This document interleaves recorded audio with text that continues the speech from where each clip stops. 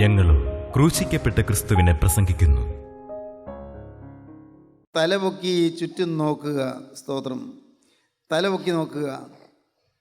നീ ഇനിയും തളർന്നിരിക്കണ്ട, നീ ഇനിയും മ്ലാനവതനായിരിക്കണ്ട, നീ ഇനിയും ഏകാഗിയായിരിക്കണ്ട, നീ ഇനിയും വിഷമിച്ച് വേദനിച്ച് പ്രയാസപ്പെട്ടിരിക്കണ്ട. തലപൊക്കി ചുറ്റും നോക്കുക. ഒന്നാമത് തലപൊക്കാൻ പറഞ്ഞത് സന്തതി ജനിക്കുമെന്നുള്ള വാഗ്ദത്വമാണ്. പ്രോമിസ്. ദൈവം വാഗ്ദത്തം തരുന്നു, ഒരു പ്രോമിസ് തരുന്നു. നിങ്ങൾക്ക് പ്രോമിസ് തരികയാണ്, ദൈവം ഒരു വാഗ്ദത്തം തരികയാണ്. നിനക്ക് മാത്രമല്ല, സന്തതിക്കും, സന്തതി പരമ്പരകൾക്കും. ദൈവം അബ്രഹാമിനോട് പറഞ്ഞു, അബ്രഹാം ഇനിയും ഒരു കാര്യം ചെയ്യുക, നിൽക്കുക, കൂടാരത്തിൽ പുറത്തേക്ക് ഇറങ്ങി വാ, നീ ഒന്ന് മുകളിലേക്ക് നോക്കി. അബ്രഹാം നോക്കി. ആ നക്ഷത്രങ്ങൾ നിനക്ക് എണ്ണാമോ? അയ്യോ കർത്താവ്, എണ്ണാൻ വയ്യ. അതുപോലെ നിനക്ക് ഞാൻ സന്തതിയെ തരും, എണ്ണമില്ലാത്ത സന്തതിയെ തരും. കടൽക്കരയിലെ പൂഴി മണലുകൾ നോക്കൂ, മണൽത്തിരി എണ്ണി തീർക്കാമോ? ഇല്ല കർത്താവേ. കടൽക്കരയിലെ മണൽ പോലെ ഞാൻ നിനക്ക് സന്തതിയെ തരും. ദൈവത്തിന് സ്തോത്രം. വലിയ വാഗ്ദത്തമാണ് കിട്ടിയത്. രണ്ടാമത് തലപൊക്കി നോക്കിയാലുള്ള അനുഭവം എന്താണ്? അത് ഉൽപ്പത്തി ദിവസം 18-ാം അധ്യായത്തിലേക്ക് വരുമ്പോൾ കാണാം. 18-ാം അധ്യായം 1-2 വാക്യങ്ങൾ വായിക്കാം. അനന്തരം യഹോവ അവന് മമ്രയുടെ തോപ്പിൽ വെച്ച് പ്രത്യക്ഷനായി.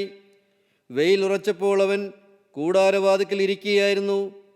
അവൻ തലപൊക്കി നോക്കിയപ്പോൾ 3 പുരുഷന്മാർ തൻ്റെ നേരെ നിൽക്കുന്നത് കണ്ടു. കൂടാരവാതിക്കൽ ഇരിക്കുകയായിരുന്നു.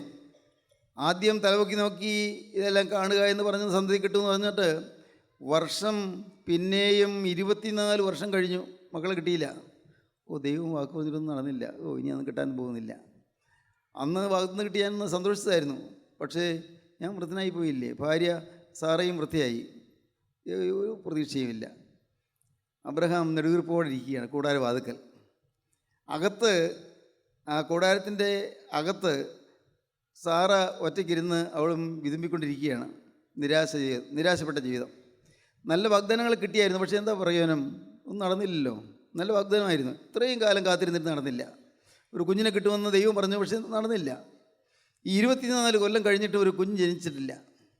അപ്പോഴാണ് അബ്രഹാം തലപൊക്കി നോക്കി, കണ്ടേ ഒരു 3 പുരുഷന്മാർ വരുന്നു. ആരാണത്? നോക്കിയപ്പോൾ തേജമയന്മാരായ അത്യുജ്വല തേജസ്സായ ഒരാൾ, കൂടെ 2 ദൂതന്മാർ. ഇതാരാണ്? അബ്രഹാം നോക്കി. അബ്രഹാം മനസ്സിലായി, സാധാരണക്കാരൊന്നുമല്ല, തേജോമയന്മാരായ മാലാഖമാരാണ് വന്നിരിക്കുന്നത്. ഒരാൾ തേജോരൂപിയായ ഒരു അത്ഭുത സ്വരൂപമാണ്. അബ്രഹാം നോക്കി. അബ്രഹാം ചെന്നു, നിലം വരെ കുനിഞ്ഞു നമസ്കരിച്ചു. അവരെ എതിരേറ്റു. നിലം വരെ കുനിഞ്ഞ്, കൂടാരവാതിക്കൽ നിന്ന് അവരെ എതിരേൽപ്പാൻ ഓടിച്ചെന്നു, നിലം വരെ കുനിഞ്ഞു. എന്നിട്ട് എന്ത് പറഞ്ഞു? യജമാനനെ, എന്നോട് കൃപയുണ്ടെങ്കിൽ അടിയനെ കടന്നു പോകരുതേ. 3 പേരാണ് വന്നത്. പക്ഷേ യജമാനെ എന്ന് വിളിച്ചെന്താ? ഒരാളോട് പറയും പോലെയാണല്ലോ. അതിൽ ഒരാൾ, അത് ഞാൻ പറഞ്ഞല്ലോ, തേജോരൂപിയായിരുന്നു, മാലാഖമാരേക്കാളെല്ലാം എല്ലാം ഉപരിയായി. അത് സ്വർഗത്തേക്കാൾ ഉന്നതനായി തീർന്ന കർത്താവായ യേശുക്രിസ്തുവായിരുന്നു. ദൈവത്തിന് സ്തോത്രം. ഈ മാലാഖമാർ 2 പേര് വന്നു, തേജോരൂപികളാണ്, മഹത്വകരമായ തേജസ്സുള്ളവരാണ്. എന്നാൽ കൂടെ ഒരാൾ നിൽക്കുന്നത് പ്രശോഭിതമായ വേഷവിധാനങ്ങളോടുകൂടെ തേജസ്സിൻ്റെ അങ്കി അണിഞ്ഞുകൊണ്ട് നിൽക്കുന്നത് സാക്ഷാൽ ദൈവപുത്രൻ തന്നെയായിരുന്നു, ക്രിസ്തുവായിരുന്നു. ദൈവത്തിന് സ്തോത്രം. അപ്പോൾ നിങ്ങൾ ചിന്തിക്കുക, അപ്പോൾ ക്രിസ്തു ഒന്നും ജനിച്ചിട്ടില്ലല്ലോ. പ്രിയപ്പെട്ടവരെ, യേശു ക്രിസ്തു പറഞ്ഞു, യോഹന്നാന് സുവിശേഷം 8-ാം അധ്യായത്തിൽ പറഞ്ഞു, അബ്രഹാം ജനിച്ചതിന് മുമ്പേ ഞാനുണ്ട് എന്ന്. അബ്രഹാം ജനിച്ചതിന് മുമ്പേ ഞാനുണ്ടെന്ന് കർത്താവ് പറഞ്ഞു. അനാദ്യന്തനാണ്, ആദിയില്ലാത്ത ആദിയാണ്, അന്തമില്ലാത്ത അന്തമാണ് ക്രിസ്തു. The beginningless beginning and the endless end. ആദിയില്ലാത്ത ആദിയാണ്, അന്തമില്ലാത്ത അന്തമാണ്. ആ ക്രിസ്തു ഈ അബ്രഹാം ചെന്ന് നിലം വരെ കുനിഞ്ഞു നമസ്കരിച്ചു. യജമാനെ എന്ത് പറഞ്ഞു? യജമാനനെ, എന്നോട് കൃപയുണ്ടെങ്കിൽ അടിയനെ കടന്നു പോകരുതേ. പോവല്ലേ. അയ്യോ, എന്നോട് കൃപയുണ്ടെങ്കിൽ കടന്നു പോകല്ലേ, എന്നെ കടന്നു പോകരുതേ. അസാരം വെള്ളം കൊണ്ടുവന്ന് നിങ്ങളുടെ കാലുകളെ കഴുകട്ടെ. ഞാൻ അതിഥികൾ വരുമ്പോൾ സ്വീകരിക്കുന്നത് പോലെ ഞാൻ നിങ്ങളുടെ കാലുകളൊക്കെ കഴുകട്ടെ. ഇത്തിരി വെള്ളം ഓടിക്കൊണ്ട് ചെന്ന് കൊണ്ടുവരാൻ ഞാൻ കാലുകളൊന്ന് കഴുകട്ടെ. വൃക്ഷത്തിൻ കീഴിൽ ഇരിപ്പീൻ. ഇവിടെ എൻ്റെ കൂടാരം വലിയ സൗകര്യമുള്ള കൂടാരമൊന്നും അല്ല. നിങ്ങളുടെ കാര്യം, ഞാൻ വൃക്ഷത്തിൻ കീഴിൽ നിങ്ങൾ ഇരിപ്പീൻ. ഞാൻ 1 മുറി അപ്പം കൊണ്ടുവരാം. ഞാൻ 1 മുറി അപ്പം കൊണ്ടുവരാം. വിശപ്പടക്കിയിട്ട് നിങ്ങൾക്ക് പോകാം. ഇതിനായിട്ടല്ലോ നിങ്ങൾ അടിയന്റെ അടുക്കൽ കയറി വന്നത് എന്ന് പറഞ്ഞു. അടക്കാനായിട്ടാണല്ലോ നിങ്ങൾ അടിയൻ്റെ അടുക്കൽ കയറി വന്നത് എന്ന് പറഞ്ഞു. ദൈവത്തിന് സ്തോത്രം. പ്രിയപ്പെട്ടവരെ, വളരെ ശ്രദ്ധേയമായ അനേകം കാര്യങ്ങളുണ്ട്. വിശപ്പടക്കിയിട്ട് പോകാൻ ഇതാ യേശു വരുന്നു. ദാഹം മാറ്റിയിട്ട് പോകാൻ യേശു വരുന്നു. നിത്യനായ രക്ഷകന് ദാഹം, കർത്താവായ യേശുവിന് ദാഹം. പ്രിയപ്പെട്ടവരെ, യേശു ക്രിസ്തു ആത്മാക്കൾക്ക് വേണ്ടി ദാഹിക്കുന്നു. നമ്മുടെ ഓരോരുത്തരുടെയും അവസ്ഥ നന്നാക്കാൻ വേണ്ടി ദാഹിക്കുന്നു. നമ്മുടെ ഓരോരുത്തരുടെയും ജീവിതത്തിൽ അത്ഭുതം പ്രവർത്തിക്കാൻ വേണ്ടി ദാഹിക്കുന്നു. യേശു ക്രിസ്തു അത്ഭുതം നടത്തുവാനായിട്ട് ദാഹത്തോടെ നിൽക്കുന്നു. കർത്താവിന് സ്തോത്രം. കുരിശിന്മേൽ ദാഹിച്ചവൻ ഇന്ന് നമ്മുടെ അരികിലേക്ക് ദാഹാർത്ഥനായി വന്നിരിക്കുന്നു. കുരിശിൽ കിടന്ന് കർത്താവ് പറഞ്ഞു, എനിക്ക് ദാഹിക്കുന്നു പറഞ്ഞു. 5-ാമത്തെ തിരുമൊഴി, എനിക്ക് ദാഹിക്കുന്നു എന്ന് പറഞ്ഞു. കുരിശിന്മേൽ കിടന്ന് ദാഹിച്ചവൻ ഇന്ന് നമ്മുടെ അരികിലേക്ക് ദാഹത്തോടെ വന്നിരിക്കുന്നു, ആർത്തിയോടെ വന്നിരിക്കുന്നു, വിശപ്പടക്കാൻ വന്നിരിക്കുന്നു. മനസ്സിലാകുമോ ഇത്? വെള്ളിയാഴ്ചത്തെ കീർത്തനങ്ങളിലൊരു ഗീതമുണ്ടല്ലോ, നിങ്ങൾക്കറിയാമോ? ആ സമയം ദയനീയം രോഗങ്ങളെ അങ്ങാറ്റിയതിൻ പകരം തന്നെ ക്രൂശിച്ചിടാൻ കൊണ്ടിക പോയി ദൃഷ്ടന്മാർ. ആ സമയം ദയനീയം നുകരാൻ മശിഹാ ജലമർത്തിച്ചാൻ ശബ്ദസമൂഹം കടുവീഞ്ഞും കാടിയുമേകി തന്നാദത്താൽ ആഴിയുമാഴവുമങ്ങഞ്ചി. ആ സമയം ദയനീയമായിരുന്നു. എനിക്ക് ദാഹിക്കുന്നെന്ന് കർത്താവ് പറഞ്ഞ സമയം ദയനീയമായിരുന്നു. ആ സമയം ദയനീയം. നുകരാൻ മിശിഹ ജലമർത്തിച്ചാൻ, കുടിക്കാൻ കർത്താവ് വെള്ളം ചോദിച്ച സമയം ദയനീയമായിരുന്നു. എനിക്ക് ദാഹിക്കുന്നു പറഞ്ഞ സമയം ദയനീയമായിരുന്നു. ശബ്ദസമൂഹം, ശപിക്കപ്പെട്ട ജനസമൂഹം, ശപിക്കപ്പെട്ട യൂതന്മാർ അവന് കടുവീഞ്ഞും കാടിയുമേകി. കയ്പുള്ള കാടിയും വീഞ്ഞും അവന് കൊടുത്തു. അവൻ്റെ നാദത്താൽ ആഴങ്ങളും സംഭ്രമിച്ചു പോയി, അഞ്ചിപ്പോയി. നിത്യനായ രക്ഷകൻ, സർവ്വത്തിൻ്റെയും സൃഷ്ടാവ്, അഖിലണ്ഡത്തിൻ്റെ ഉടയവൻ നീ ദാഹിക്കുന്നു പറഞ്ഞതായ സമയത്ത് ആഴങ്ങളും സംഭ്രമിച്ചു പോയി. ആ സമയം ദയനീയം നുകരാൻ മശിഹാ ജലമർത്തിച്ചാൻ ശബ്ദസമൂഹം കടുവീഞ്ഞും കാടിയുമേകി തന്നാദത്താൽ ആഴിയുമാഴവുമങ്ങഞ്ചി. ഇത് കേട്ടുകൊണ്ടിരിക്കുമ്പോൾ ദാഹാർത്തനായ യേശുവിന്റെ ഏരിയയിലേക്ക് വരികയാണ്. അസാരം വെള്ളം കൊണ്ടുവന്ന് നിങ്ങളുടെ കാലുകളെ ഞാൻ കഴിയട്ടെ, ഈ വൃക്ഷത്തിന് കീഴിൽ ഇരിപ്പീൻ, വിശപ്പടക്കിയിട്ട് പോകാം, ഒരു മുറിയപ്പം ഞാൻ കൊണ്ടുവരാം. ഒഴിവൊന്നും കൊണ്ടുവരാനില്ല, ഒരു മുറിയപ്പം കൊണ്ടുവരാം. ഇതുവരെയുള്ള അപ്പത്തിൻ്റെ കഷ്ണങ്ങൾ കുറേശ്ശെയായി കുറഞ്ഞു തിന്നുപോയതാണ്. ഇതുവരെയുള്ള ആയുസ്സിലെ കുറേയെല്ലാം നഷ്ടപ്പെട്ടു പോയ ആയുസ്സാണ്. ഇനി ഒരു മുറി അപ്പമേ ഉള്ളൂ. ആയുസ്സിലെ പല കാര്യങ്ങളിലും നഷ്ടപ്പെട്ടു പോയി. നല്ല നല്ല സംവത്സരങ്ങൾ നഷ്ടപ്പെടുത്തി കളഞ്ഞു, നല്ല നല്ല അവസരങ്ങൾ നഷ്ടപ്പെടുത്തി. കർത്താവേ, ഇനി ഒരു മുറി അപ്പമുണ്ട്, ഏതാനും ചെറിയ നാളുകൾ, വളരെ ചുരുക്കം ആയുസ്, വളരെ ചുരുങ്ങിയ സമയമുണ്ട്. അത് നിനക്ക് വേണ്ടി ഞാൻ തരാൻ തയ്യാറാണ്.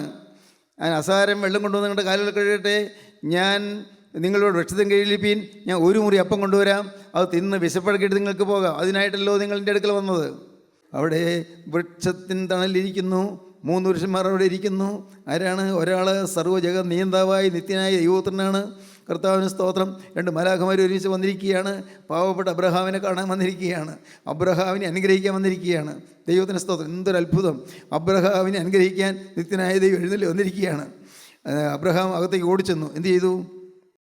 അബ്രഹാം ബന്ധപ്പെട്ട് കൂടാരത്തിൽ സാറായുടെ അടുക്കൽ ചെന്ന്, ഭാര്യ സാറായിരിക്കുന്നിടത്തേക്ക് അബ്രഹാം ഓടിച്ചെന്നു. അവൾ വീർപ്പുമുട്ടി കണ്ണീര് തുടച്ചുകൊണ്ടിരിക്കുകയാണ്. കാരണം എത്രയും നാളായി കാത്തിരുന്നിട്ടൊരു മോനെ കിട്ടിയില്ലല്ലോ, എന്നും നെടുവീർപ്പല്ലേ ഉള്ളൂ, പ്രതീക്ഷയൊന്നും സാധിച്ചില്ലല്ലോ എന്ന് പറഞ്ഞ് ദുഃഖത്തോടെ ഇരിക്കുകയാണ്. അപ്പോൾ നീ ക്ഷണത്തിൽ 3 ഇടങ്ങഴി മാവെടുത്ത് കുഴച്ച് അപ്പമുണ്ടാക്കുക എന്ന് പറഞ്ഞു. നോക്കൂ, പറഞ്ഞത് നിസ്സാരം, ഒരു മുറിയപ്പം കൊണ്ടുവരാമെന്നാണ് പറഞ്ഞത്.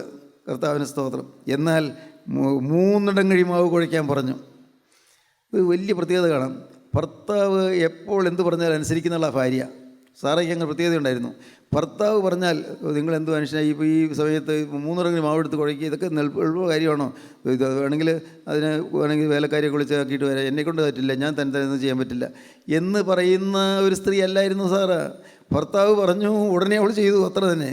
ഭർത്താവ് പറഞ്ഞു, ഉടനെ അവൾ നിവർത്തിച്ചു. ദൈവത്തിന് സ്തോത്രം. വളരെ മനോഹരമാണ് ആ കുടുംബജീവിതം.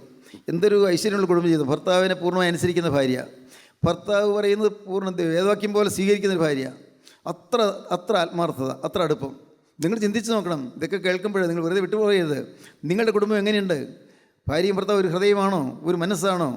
ഭർത്താവ് എന്തെങ്കിലും പറഞ്ഞാൽ ഉടനെ ഞാൻ ചോദ്യം ചെയ്യുകയാണോ അതോ അവിടെ വിനയത്തോടെ അനുസരിക്കുകയാണോ? നിങ്ങൾ ചിന്തിച്ച് നോക്കൂ. അവിടെ പറഞ്ഞു 3 ഇരട്ടി മാവെടുത്ത് കുഴയ്ക്കുക എന്ന് പറഞ്ഞു. ഒരു മുറി അപ്പം എന്ന് പറഞ്ഞാൽ കാരണമുണ്ട്, അതിന് വേറെ വലിയ അർത്ഥമുണ്ട്.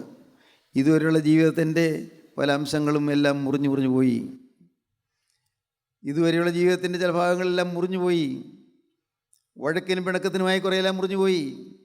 ആയുസിൻ്റെ ഭാഗങ്ങൾ അഹങ്കാരവും സ്വാർത്ഥതയുമായി കുറേയെല്ലാം മുറിഞ്ഞുപോയി. കക്ഷി വഴക്കും സഭാ സംബന്ധമായ കേസുകളുമായി കുറേയെല്ലാം മുറിഞ്ഞുപോയി.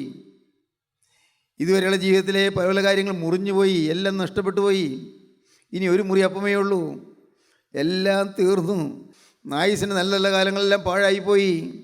ദൈവത്തിന് സ്തോത്രം. സ്നേഹിതരെ, നിങ്ങളിതെല്ലാം കേൾക്കുമ്പോൾ ചിന്തിക്കണം, ആയുസിൻ്റെ നല്ല നല്ല കാര്യങ്ങൾ പാഴാക്കി കളഞ്ഞില്ലേ? ഓർത്ത് നോക്കൂ. ദൈവത്തിന് സ്തോത്രം.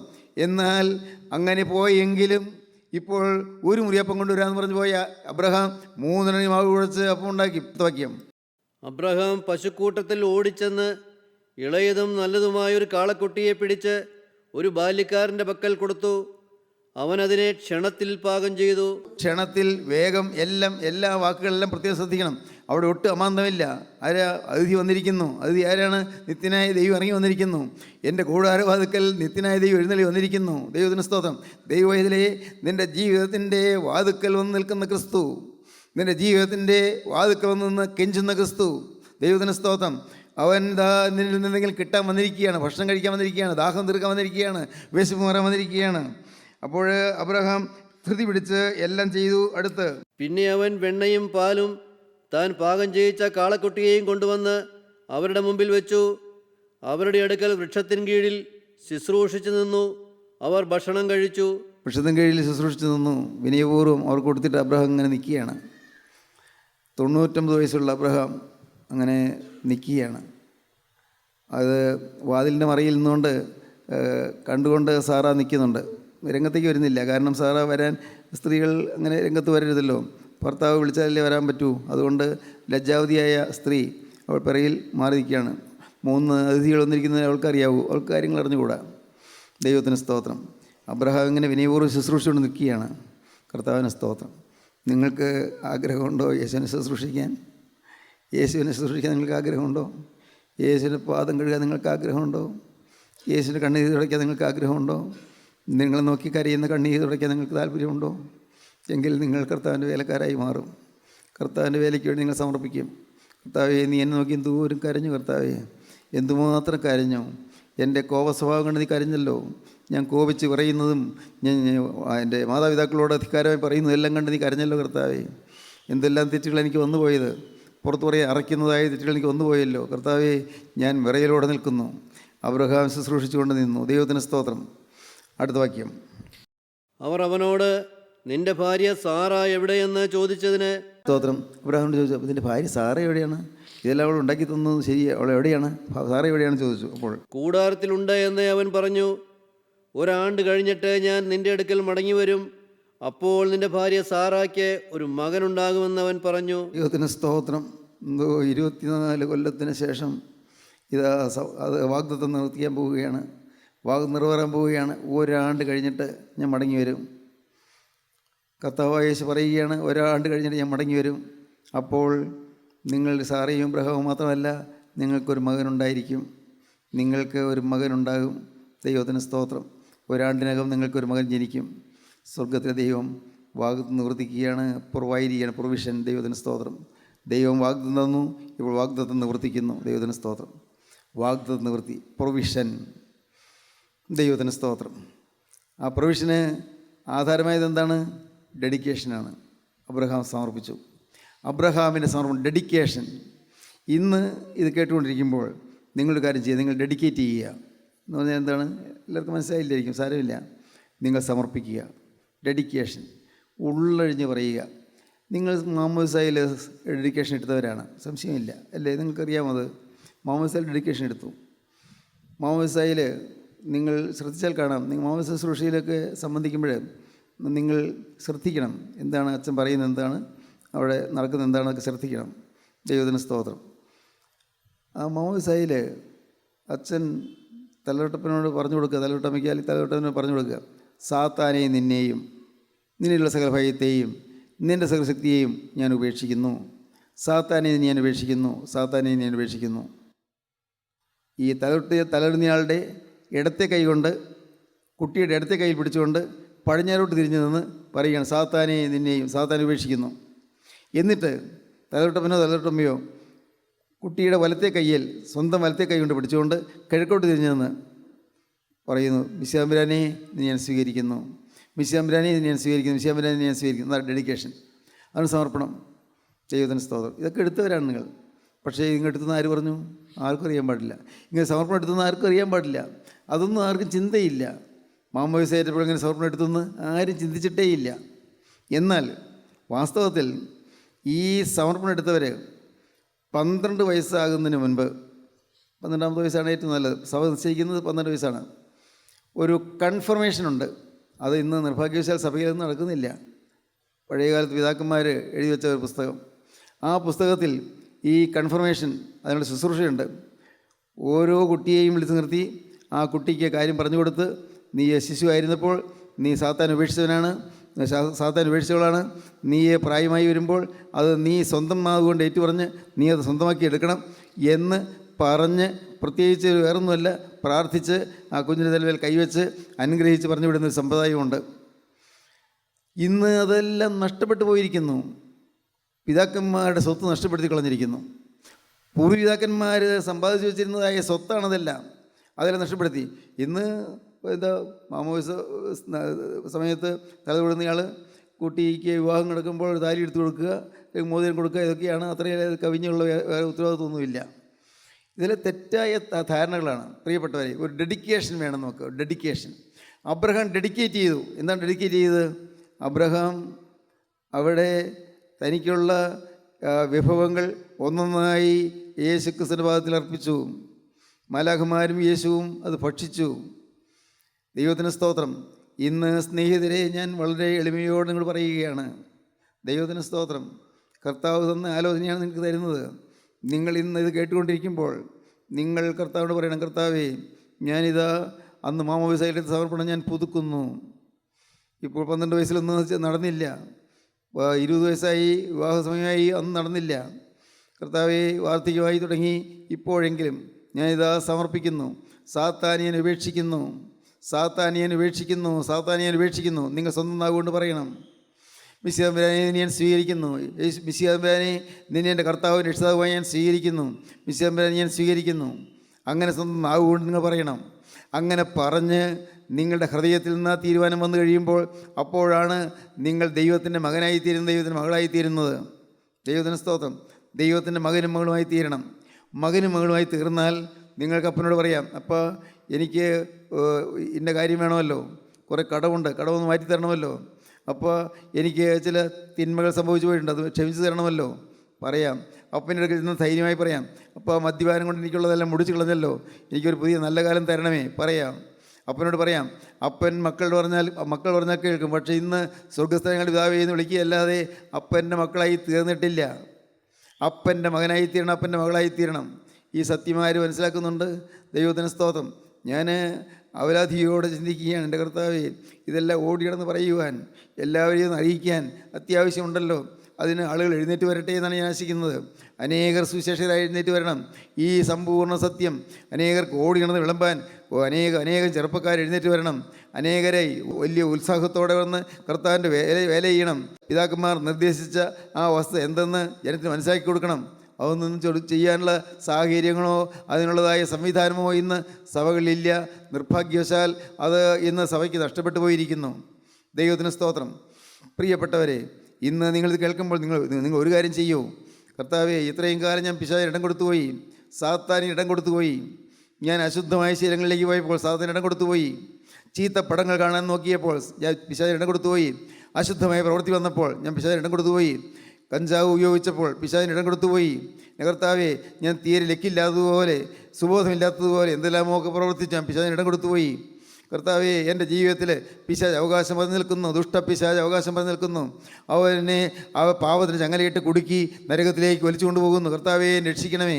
നിങ്ങൾ പറയണം, നരകത്തിലേക്ക് പാപത്തിന് ചങ്ങലയിട്ട് പിടിച്ചുകൊണ്ട് പോകുന്നു, രക്ഷിക്കണമേ നിങ്ങൾ പറയണം.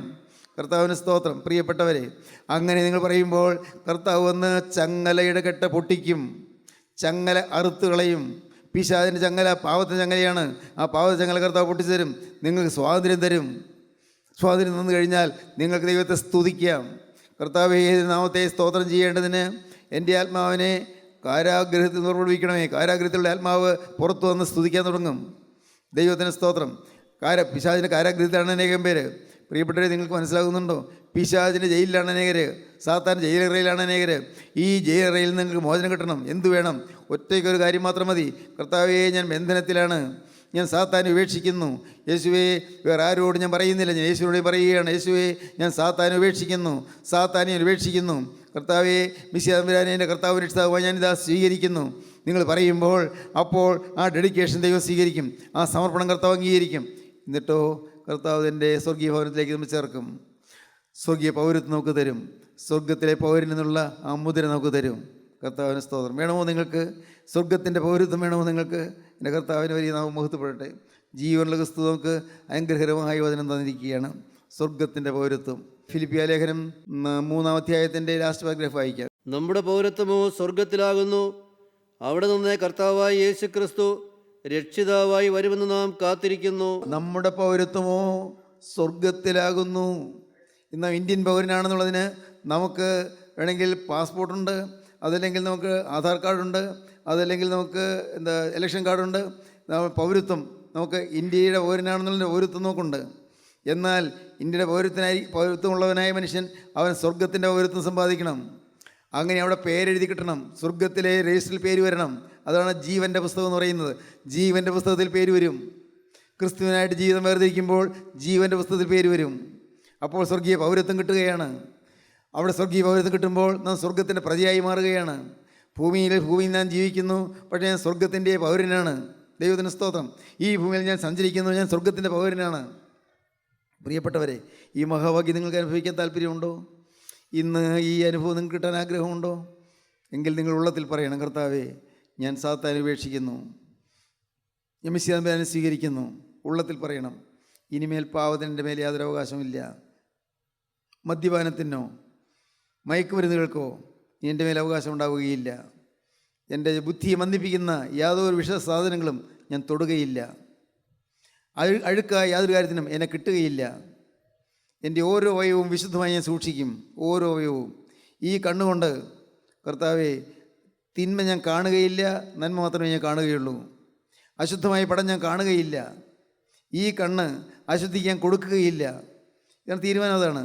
ഈ കണ്ണ് തിന്മയ്ക്ക് കൊടുക്കുകയില്ല. ഇത് യേശുവിന് വേണ്ടി നിവേദിച്ചിരിക്കുകയാണ്, യേശുവിന് വേണ്ടി ഡിവോട്ട് ചെയ്തിരിക്കുകയാണ്, യേശുവിന് വേണ്ടി ഡെഡിക്കേറ്റ് ചെയ്തിരിക്കുകയാണ്, യേശുവിന് വേണ്ടി സമർപ്പിച്ചിരിക്കുകയാണ്. എൻ്റെ കണ്ണ്, ഈ കണ്ണിൽ കോപം സ്ഫുരിക്കുകയില്ല, പുച്ഛം സ്ഫുരിക്കുകയില്ല.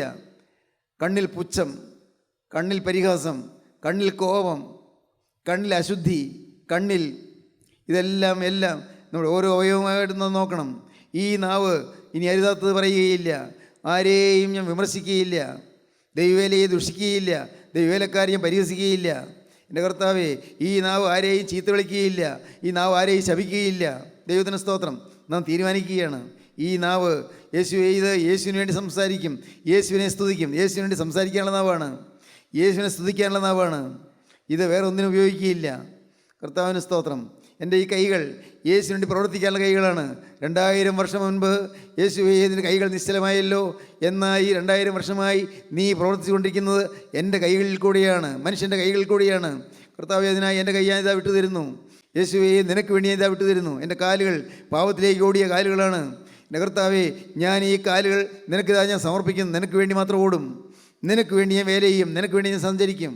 സ്നേഹിതരെ, എല്ലാം മനസ്സ്, ബുദ്ധി, ഓർമ്മ, ഹൃദയം, വിചാരം, നിരൂപണം, മനോരാജ്യം എല്ലാം യേശുവിനെ ഏൽപ്പിച്ചു കൊടുക്കുന്നു. സ്തോത്രം. അങ്ങനെ സമ്പൂർണ്ണമായ ഡെഡിക്കേഷൻ നിങ്ങൾക്ക് താല്പര്യമുണ്ടോ? സമ്പൂർണ്ണമായ ഡെഡിക്കേഷൻ. സ്തോത്രം. അപ്പോഴാണ് നാം വാസ്തവ ക്രിസ്ത്യാനികളാകുന്നുള്ളൂ. ഇല്ലെങ്കിൽ ക്രിസ്ത്യാനിയുടെ പേരുണ്ട്, മത്തായിയെന്നോ മറിയാമ്മയെന്നോ ഒക്കെ പേര് കിട്ടും. അതൊക്കെ വെറുതെയാണ്, അതുകൊണ്ട് കാര്യമില്ല. ക്രിസ്ത്യാനിയാകണമെങ്കിൽ ക്രിസ്തുവിൻ്റെ അനുയായിയായി തീരണം. ക്രിസ്ത്യാനിയായി ആകണമെങ്കിൽ വിശുദ്ധനായി തീരണം. വിശുദ്ധന്മാർക്ക് മാത്രം അവകാശപ്പെട്ട സ്വർഗ്ഗത്തിൻ്റെ അവകാശം നമുക്ക് പ്രാപിക്കാൻ സാധിക്കണം. ഇന്നെന്ന പോലൊരു ദിവസം ഞാൻ കടന്നു പോകും, ഞാനും കടന്നു പോകും, നിങ്ങളും കടന്നു പോകും. കർത്താവിന് സ്തോത്രം. പ്രിയപ്പെട്ടവരെ, എന്നാൽ കടന്നു പോകുമ്പോൾ നിത്യതയിലേക്ക് നാം ചെല്ലുമ്പോൾ ഇവിടെ നിനക്ക് പ്രവേശനമില്ല എന്ന് കേൾക്കാൻ ഇടവരരുത്. സ്വർഗത്തിൻ്റെ കവാടത്തിലെത്തുമ്പോൾ ഇവിടെ നിനക്ക് പ്രവേശനമില്ല എന്ന് പറയാൻ ഇടവരരുത്. ദൈവത്തിന് സ്തോത്രം. നരകത്തിലേക്ക്, ഭീകരമായ നരകത്തിലേക്ക് പോകാൻ നമുക്കാർക്ക് ഇടവരരുത്. ഒരു നരകമുണ്ട്, ഒരു സ്വർഗമുണ്ട്. അതുകൊണ്ട് ഇന്ന് ഈ സമയത്ത് നമ്മൾ തന്നെ സമർപ്പിക്കുക, കർത്താവിൻ്റെ കരങ്ങളിലേക്ക് നമ്മളെ കൊടുക്കുക. യേശുവേ, ഇതാ ഞാൻ എന്നെ തന്നെ നിൻ്റെ കരങ്ങളിലേക്ക് തരുന്നു. ഇന്നു മുതൽ യേശുവേ ഞാൻ നിൻ്റെ വകയായി ജീവിക്കും. യേശുവേ, ഇന്നു മുതൽ നിൻ്റെ സ്വന്തമായി ജീവിക്കും. നിങ്ങൾക്ക് തീരുമാനിക്കാം. ഇപ്പോൾ നിങ്ങൾ ഹൃദയത്തിൽ തീരുമാനമെടുക്കുക. കർത്താവേ, സാത്താനെ ഉപേക്ഷിക്കുന്നു, മിശിഹായെ സ്വീകരിക്കുന്നു. ഡെഡിക്കേഷൻ. ദൈവത്തിന് സ്തോത്രം. 1 പ്രോമിസ്, 2 ഡെഡിക്കേഷൻ. തലപൊക്കി നോക്കിയാൽ നിനക്ക് വാഗ്ദത്തം കിട്ടും. തലപൊക്കി നോക്കിയാൽ നിനക്ക് സമർപ്പിക്കാനുള്ളതായ അവസരം കിട്ടും. ദൈവത്തിന് സ്തോത്രം. സമർപ്പിക്കാനുള്ളതായ അവസരം പ്രയോജനപ്പെടുത്തുക. ഇപ്പോൾ നല്ല അവസരം കിട്ടിയിരിക്കുകയാണ്. ഇന്നെന്ന പോലെ ദിവസം ഇനിയൊരു ദിവസം കിട്ടുമോ എന്ന് അറിഞ്ഞുകൂടാ. കർത്താവിന് സ്തോത്രം. ഇന്നെന്ന പോലെ ദിവസം ഇതുപോലെ പ്രസംഗിക്കാൻ അവസരം കിട്ടുമെന്ന് എനിക്ക് അറിഞ്ഞുകൂടാ. കർത്താവിന് സ്തോത്രം. എന്നാൽ ഒന്ന് ഞാൻ പറയുന്നു, പ്രിയപ്പെട്ടവരെ, കർത്താവിനെ ക്രമത്തിൽ ശരണപ്പെട്ടുകൊണ്ട് യേശുവിൻ്റെ നാമത്തിൽ ഞാൻ വിനയപൂർവ്വം നിങ്ങളോട് പറയുന്നു, ഇന്ന് നിങ്ങൾ സമർപ്പിക്കുക. ജീവിതം കർത്താവിൻ്റെ കരങ്ങളിൽ കൊടുക്കുക. കന്യാമറിയാൻ പറഞ്ഞതുപോലെ, ഞാൻ കർത്താവിൻ്റെ ദാസി, നിൻ്റെ വാക്ക് പോലെ എനിക്ക് ഭവിക്കട്ടെ എന്ന് പറഞ്ഞുകൊണ്ട് കർത്താവിൻ്റെ കരങ്ങളിൽ നിങ്ങൾ കൊടുക്കുക. യേശുവിനോട് നിങ്ങൾ വാക്ക് പറയുക. യേശുവേ, ഇന്നു മുതൽ ഞാൻ നിൻ്റെ സ്വന്തം. ഹല്ലേലൂയ. എൻ്റെ യേശുവേ, ഇന്നു മുതൽ ഞാൻ നിൻ്റെ സ്വന്തം. ഹല്ലേലൂയ. എൻ്റെ യേശുവേ, ഇന്നു മുതൽ ഞാൻ നിൻ്റെ വക. Hallelujah, hallelujah. കാരുണ്യവാനായ ഞങ്ങളുടെ സ്വർഗീയ പിതാവേ, ഈ മനോഹരമായ സമയത്തിനായി ഞങ്ങൾ നിന്നെ സ്തുതിക്കുന്നു. ഈ മക്കളെ അവിടെ തൊട്ടതിനായി ഞങ്ങൾ സ്തുതിക്കുന്നു. അത്ഭുതങ്ങളുടെ ദിവസം തന്നതിനായി ഞങ്ങൾ സ്തുതിക്കുന്നു. ജീവനുള്ള ദിവസങ്ങളുടെ മധ്യത്തിലുള്ളതിനായി സ്തുതിക്കുന്നു. ഞങ്ങൾ എല്ലാവരെയും ദൈവയോടെ നോക്കിയതിനായി ഞങ്ങൾ സ്തുതിക്കുന്നു. കരുണയുള്ള കർത്താവേ, എല്ലാവരെയും തൊടണമേ, എല്ലാവരെയും അനുഗ്രഹിക്കണമേ. അവിടുത്തെ രണ്ടാമത്തവരെ വേണ്ടി ഒരുക്കണമേ. യേശു ക്രിസ്തുവിൻ്റെ പരിശുദ്ധമായ നാമത്തിൽ പ്രാർത്ഥിക്കുന്ന കൃപയോടെ കേൾക്കണമേ. ആമീൻ. ഹല്ലേലൂയ.